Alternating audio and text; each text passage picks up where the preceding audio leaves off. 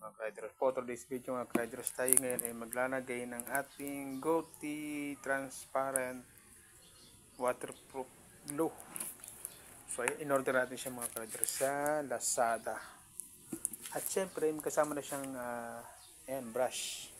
So ilalagay natin siya rito sa ating yan dyan sa may alulod na yan, kasi nga sa tuwing umuulan na lang ay lagi na lang tumutuloy yung loob ng aking tricycle, kasi nga yung mga masilya niyan ay nagtikala na. So yung mga nakaraan ay in-order natin siya ng pang spray dito na kulay silver, stainless, kasi may mga pailan-ilan pa rin na tulo. So kaya ang ginawa natin yan, umorder nga tayo ng kung nakikita nyo mga riders, aangatan na yung niya, masilya.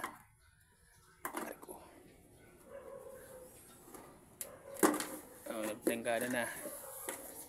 Kaya mas nakita natin sa Facebook itong ating in-order na GoTee transparent waterproof glue.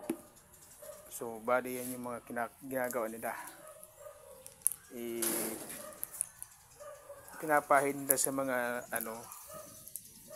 hindi ko alam kung pwede siya rito sa ating tricycle. Siguro baka pwede naman siya para hindi mag-leak ang tubig, kasi yung mga pasahero ko pag umuulan yun, nagantulo na sa loob. Yan. So i-apply natin siya sa ating yung mga alulod ng ating tricycle, sa gawin kahit magparaulan ay hindi siya magparatulo. Ayan mga riders, ang laman niya yan, glue talaga siya, diba?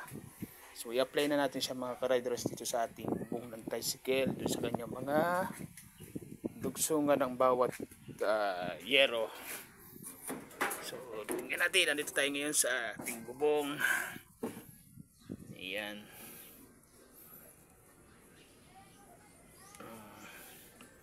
Parang siya yung ginagamit sa mga roof.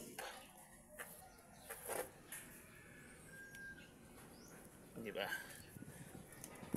So hindi natin alam kung anong mangyayari dito sa atin, pero try natin siya kung anong magiging ang kalalabasan niya,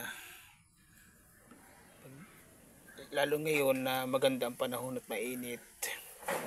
So baka mas mabilis siya matuyo. Yan, ganyan lang siya, para siyang glue talaga siya. Ayan. Mahigit meron siyang may kasama na talaga siyang brush. Diba?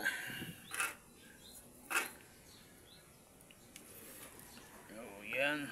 So sana maging success itong ating na namang nabili na gamit dito sa ating tricycle.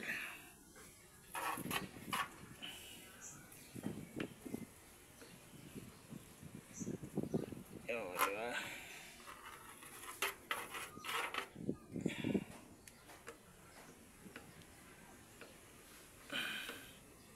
So wala tayong cameraman, kaya tayo lang ang legit na magkakamera ng ating ginagawa ngayon. Diba? Ayan.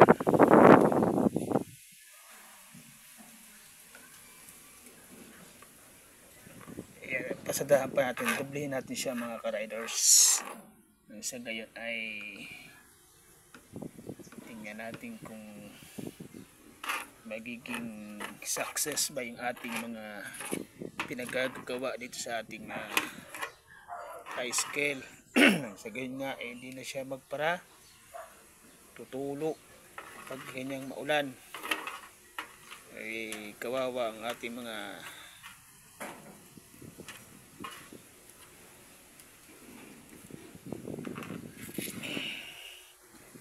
alright. So ayan, natapos na tayo mga ka-riders. So balik, ayan, patutuyuin pa natin siya. Total mainit naman siya. Yan. So So lalagyan natin itong mga kanto-kanto mga riders. Nang sa gayon yung mga butas niya dito ay matakpan. Tapos maya ay iyan natin siya sa araw. Ibababa natin siya dyan sa sikat ng araw nang mabilis siyang matuyo. So ayan, hanggang dito lang mga riders. At syempre ito pang mga mga guma na ng ating lalagyan din natin siya nang sa gayon ay hindi magpasok ang tubig sa loob, kasi nagkakaroon din siya ng tubig sa loob pag kasi wala siya mga sealant. So ayan, yun na, tatry natin kung pipili siya. So sige mga rider, hanggang sa muli, update ko kayo pag masama na ang panahon at pag mayroon na pag-ulan.